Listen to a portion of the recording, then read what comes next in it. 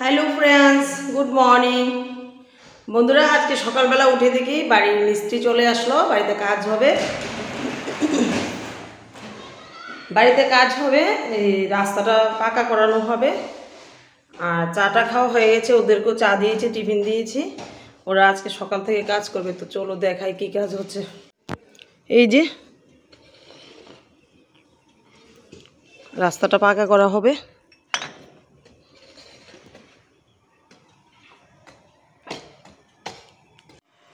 ওই সাইডটা ঘর থেকে একদম রাস্তা পর্যন্ত পাকা করা হবে। তো সকালবেলায় মিস্ত্রি চলে আসলো, আর সারাদিনই কাজ হবে।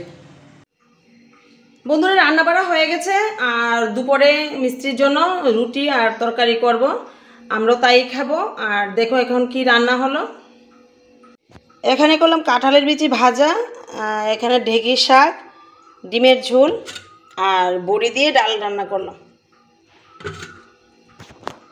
কালকে গিয়েছিলাম পাশের বাড়িতে কালী পূজায়, তোমাদের বীজগুলি দেখাতে পারি না, রাতে আসতে অনেক দেরি হয়ে গেল, আর বৃষ্টিও চলে আসলো, বৃষ্টিও হয়েছে। দেখো কি বীজ আনলাম। এখানে লাল শাকের বীজ এনেছি, এখানে আনলাম 10 টাকার ঝিঙের বীজ,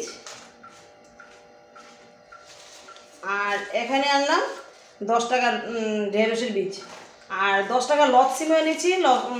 এগুলি সকালবেলা লাগিয়ে দিয়েছি, তোমাদের দেখাতে পারিনি।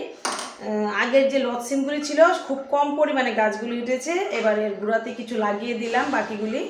আর কিছু উস্তে গাছও লাগিয়েছিলাম, তো দেখা যাক হয় কি না। লতসিম গাছগুলি মরে গেলে যে উস্তে গাছগুলি বেয়ে যাবে চারটাতে, মানে মাচাটাতে।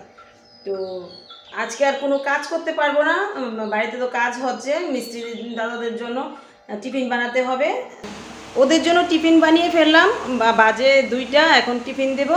তো দেখো কি বানিয়েছি ওদের জন্য। এই যে রুটি দেব, রুটি করলাম, আর এখানে আলু আর টমেটো দিয়ে ডালনা করলাম। তো এখন ওদের টিফিন দেব, 2টা বাজে। আর বিকালে আবার তোমাদের সাথে কথা হবে, তোমাদের দেখাবো কতটুকু কাজ হয়েছে। আজকে মনে হয় সবটা রাস্তা করতে পারবে না, তো বললো অর্ধেকটা হবে আর অর্ধেকটা আজকে হবে না। তো যতটুকু হবে দেখা যাক। তো বন্ধুরা, ওদের টিফিন দিয়ে আমিও একটু টিফিন করব, তারপর একটু বিশ্রাম নেব, বিকালবেলা দেখাবো তোমাদের। আর আজকে বাগানে কোনো কাজ করব না, কারণ প্রচণ্ড রৌদ্র। বন্ধুরা, আজকে থেকে কীর্তন শুরু হলো আমাদের পাড়ায়। আর আমাদের পাশে যে আশ্রমটা আছে সেখানে দল বেঁধে সবাই মিলে জল আনতে যাচ্ছে। বন্ধুরা, কালকে বাজার থেকে একটা তরমুজ আনলাম। তরমুজটা বেশি ভালো নয়, আবার খারাপও নয়, মোটামুটি আছে। তো সন্ধ্যায় তরমুজ খাওয়া হলো, চা খাওয়া হলো। আর এখন রান্নাটা হচ্ছে, দুপুরের তরকারি সব রয়ে গেছে, ডালও আছে। আর এখন শুধু ভাত করছি। এই যে কুকারে ভাত বসিয়ে দিয়েছি, ভাত করছি।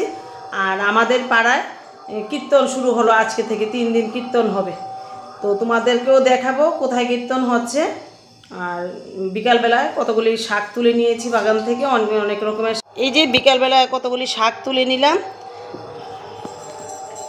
এখানে লাল শাক আছে, নটে শাক আছে, ডাঁটা শাক আছে, আরও কয়েক রকমের শাক আছে, সেচি শাকও আছে। এই যে সেচি শাকও আছে।